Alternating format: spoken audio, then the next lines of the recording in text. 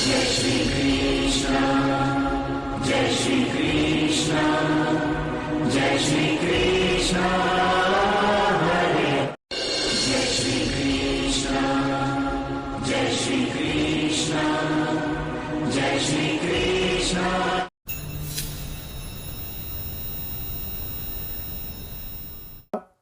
अभिनंदन, स्वागत है आप लोगों का आपके अपने चैनल भारतीय ब्लॉगर में।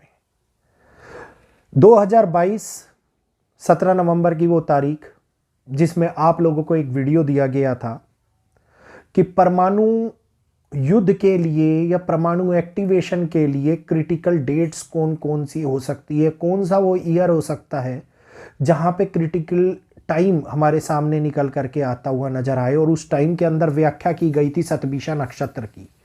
तो आज वो समय हमारे सामने आ गया है जिसके अंदर परमाणु एक्टिवेशन का टाइम बनता हुआ नजर आ रहा है। क्यों ये बात बोल रहा हूं? सबसे खतरनाक बम माना जाता है, सबसे खतरनाक स्थिति मानी जाती है। लेकिन जब भी इस नक्षत्र का प्रभाव हम लोगों ने गुरु के साथ, शनि के साथ, या फिर हम लोगों ने विशेष तौर के ऊपर राहु के साथ में बनते हुए देखा है, इसने दिखाया है कि हम लोगों को इस नक्षत्र के कारण हमेशा हानियां उठानी पड़ी है। चाहे वो बड़ी न्यूक्लियर रेडिएशन का खतरा बढ़ा हो, चाहे वो विश्लेषण मैंने जो हिरोशिमा और नागासाकी की कुंडली को लेकर के किया था, वो हिरोशिमा और नागासाकी की कुंडली के अंदर बनने वाले नक्षत्र को, क्योंकि ये नक्षत्र हम लोगों को दिखाता है कि रेडिएशन फैलता है, रेडिएशन के प्रभाव में नई क्रिया उत्पन्न होती है। रिएक्टर्स की अगर बात हो रही है तो 1900 आप लोगों को याद होगा कि 1974 के आसपास भी गुरु शतभिषा नक्षत्र में थे। उस टाइम के अंदर भी एक घटना घटित हुई थी। ऐसी कई घटनाएं हैं जिनका अगर मैं विवेचना करना चाहूं इस वीडियो के अंदर तो वीडियो बहुत लंबा हो जाएगा। आप लोग इंटरनेट पे गूगल करके पता लगा सकते हो कि कौन कौन से साल के अंदर घटना घटित हुई और उस टाइम के अंदर नक्षत्र मंडल की साइड से यह भी पता लग जाएगा कि शतभिषा नक्षत्र का प्रभाव कितना भयंकर था उस समय में। तो इस वीडियो को ध्यानपूर्वक सुनिएगा, वीडियो को लाइक कीजिएगा, आगे शेयर कीजिएगा, अन्य लोगों तक पहुंचाइएगा। और खास तौर के ऊपर जो पहली बार चैनल पर आए हैं, वीडियो को चैनल को सब्सक्राइब करना बिल्कुल मत भूलिए। आप लोगों का सब्सक्राइब भारतीय ब्लॉगर को सपोर्ट देता है, तो भारतीय ब्लॉगर चैनल को सपोर्ट कीजिए, चैनल को सब्सक्राइब कीजिए। शतभिषा नक्षत्र अब एक्टिवेट हो गया है दुनिया के अंदर और ये नक्षत्र खतरे को दिखाता है। ये नक्षत्र दिखाता है एटॉमिक एनर्जी को, ये नक्षत्र दिखाता है रेडिएशन को, ये नक्षत्र दिखाता है रिएक्टर पावर को, ये दिखाता है एटॉमिक सर्कुलेशन को। तो ये नक्षत्र बहुत बड़े तौर के ऊपर पहले भी भूतकाल के अंदर कई बार चर्चाओं का विषय बना रहा है ज्योतिष शास्त्र के अंदर।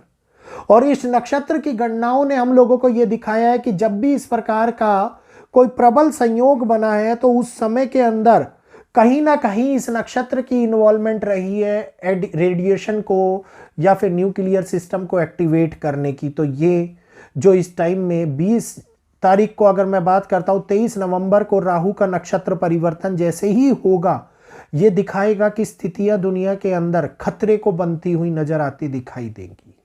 20 जनवरी तक का ये समय रहने वाला और शनि का नक्षत्र परिवर्तन भी आगे विशेष तौर के ऊपर इस स्थिति को एक नई दिशा प्रदान करेगा।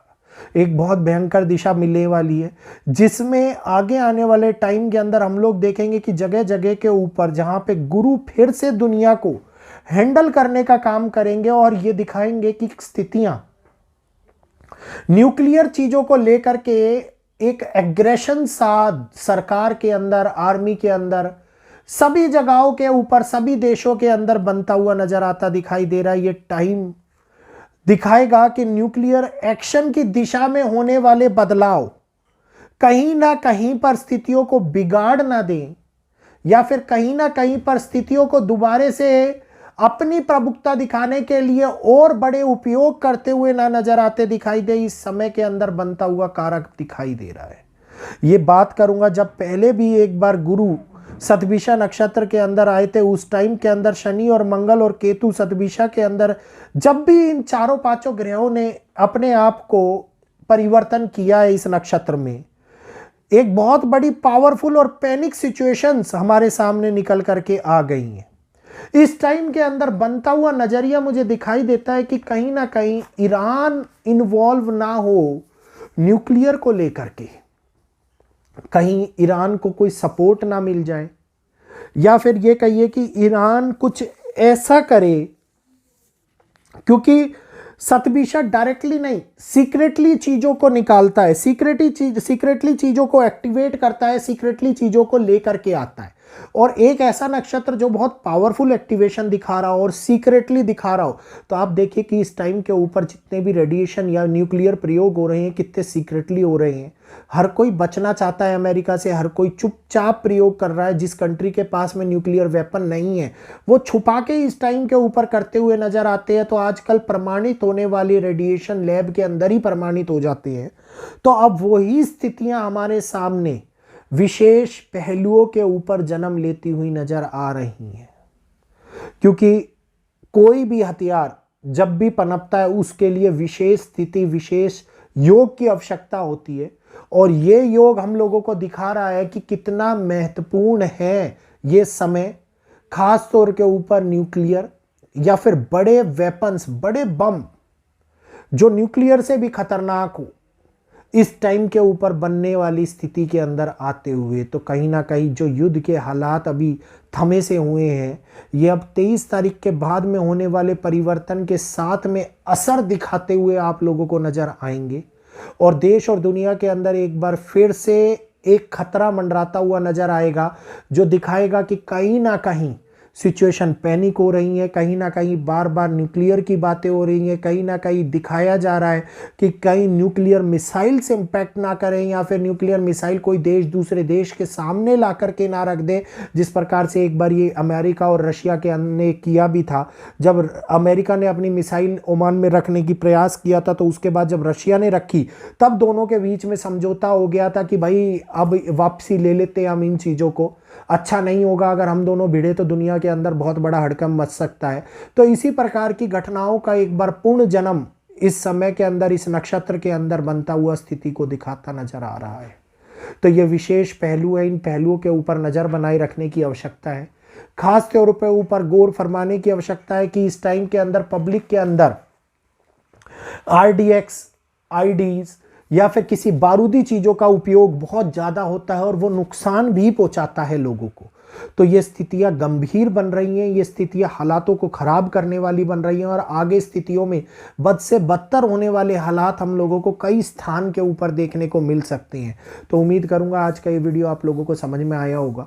कौन सी वो डेट्स हो सकती हैं किस प्रकार की, जिसके बारे में हम पहले भी चर्चा कर चुके हैं, परमाणु को लेकर के एक बार फिर से चर्चा करेंगे कल संडे के लाइव सेशन में, जो दोपहर के अंदर 1:32 पर होने वाला है। तो समय को बिना व्यर्थ किए हुए कल के समय निकाल लीजिएगा और सुनिएगा, क्योंकि ये खतरा हालातों को बदतर कर सकता है। भारत के अंदर ना तो बंकर है, ना बचने का कोई निर्देश है, ना ही कोई डायरेक्शन है कि हम अपने और अपने परिवार को बचा पाएं। तो खतरा जब भी मंडराता है तो स्थितियां बद से बदतर हालातों को लेकर के आती हैं, और ख़ास तौर के अंदर भारत के अंदर। तो वीडियो बहुत उपयोगी होगा कल का लाइव सेशन। आज के लिए बस यहीं पर इजाज़त दीजिएगा। जाने से पहले चैनल को सब्सक्राइब कर लीजिए, बेल आइकन को ऑल पर कर लीजिए, वीडियो को लाइक करते हुए आगे शेयर कीजिए, ताकि अन्य लोगों तक भी ये विशेष जानकारी पहुंच पाए और वो भी इस जानकारी का लाभ उठा पाएं। और यहीं पर आप सभी लोगों से इजाज़त चाहूँगा। जय श्री कृष्णा, जय माता दी।